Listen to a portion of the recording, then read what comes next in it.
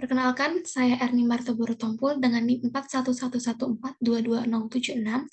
Di video kali ini saya akan menjelaskan mengenai artikel populer yang sudah saya up di Blogspot yang berjudul Photomath Digitalisasi Matematika dengan Solusi Cerdas AI.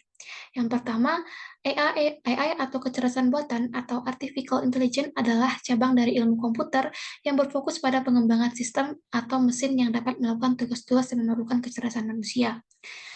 AI ini menerapkan berbagai teknik seperti machine learning, pengenalan pola, pemrosesan bahasa alami, dan logika untuk memungkinkan mesin belajar dari data dan memahami konteks dan mengambil keputusan. Belakangan ini sudah semakin banyak aplikasi-aplikasi yang berbasis AI yang dapat membantu kita dalam berbagai bidang kehidupan. Nah, di sini saya berfokus pada bidang pendidikan, khususnya matematika. Banyak aplikasi-aplikasi yang sudah bermunculan yang bisa kita download untuk membantu menyelesaikan soal-soal matematika. Contohnya itu GeoGebra untuk membantu di masalah geometri, Maple, MATLAB, dan di sini saya berfokus pada aplikasi Photomath. Nah, Photomath itu sebuah aplikasi cerdas yang berbasis kecerdasan buatan yang dirancang untuk membantu pengguna menyelesaikan soal matematika dengan cepat dan efisien. Selanjutnya, saya akan menunjukkan web Photomath.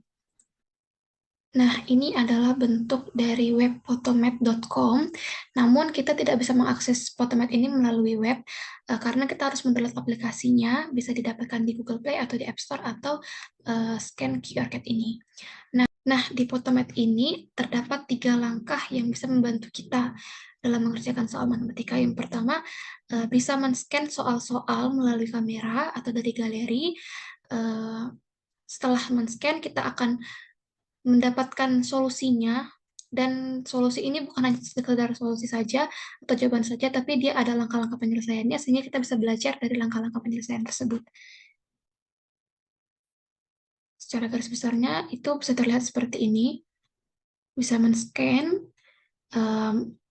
solusinya atau apanya akan keluar, baik secara grafiknya atau langkah-langkah penyelesaiannya, sehingga bisa kita pelajari. Nah, di Photomath ini bisa mengerjakan banyak hal seperti matematika dasar, algebra, kalkulus, geometri, statistik, dan banyak lagi. Nah, ini adalah tampilan dari aplikasi Photomath. Fitur yang pertama dari aplikasi ini adalah adanya kalkulator saintik yang lengkap jika kita tidak mau men-scan langsung dari kamera.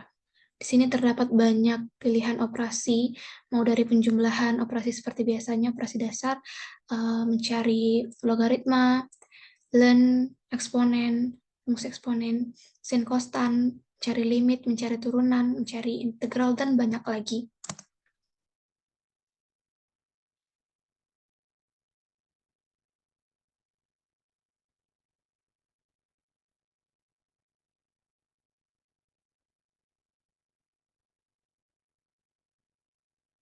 Selanjutnya, fitur pemindaian soal matematika.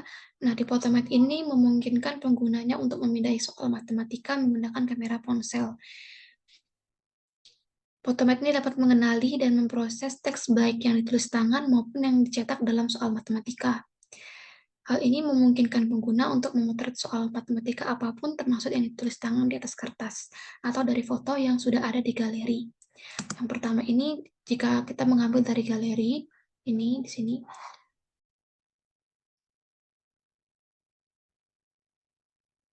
Contohnya, sudah saya ambil. Nah, di sini kita setelah memasukkan fotonya, kita akan memfokuskan ke dalam soal yang ingin kita cari penyelesaiannya. Setelah itu kita pecahkan, dan akan langsung keluar penyelesaiannya atau solusinya. Selain dari foto di galeri, kita juga bisa langsung men-scan soalnya. Di sini juga terdapat fitur flash agar soal yang kita scan bisa lebih jelas. Nah, jika sudah scan soal, kita bisa juga mengedit soal ini Misalnya, jika yang diterjemahkan oleh Photomath ini salah, nggak sesuai dengan yang kita inginkan, kita bisa mengeditnya langsung.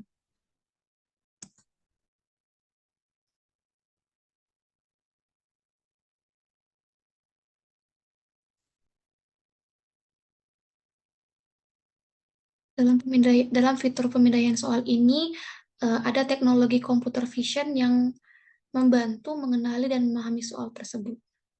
Nah, selanjutnya ada fitur langkah-langkah penyelesaian. Jadi, salah satu fitur utama Photomath adalah kemampuannya untuk memberikan langkah-langkah penyelesaian secara rinci.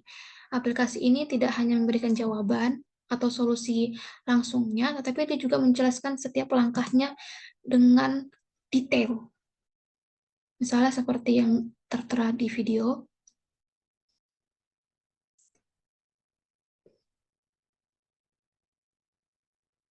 Jika kita ingin lebih detail, kita bisa memencet tanda ini dan akan menampilkan langkah-langkah yang semakin rinci.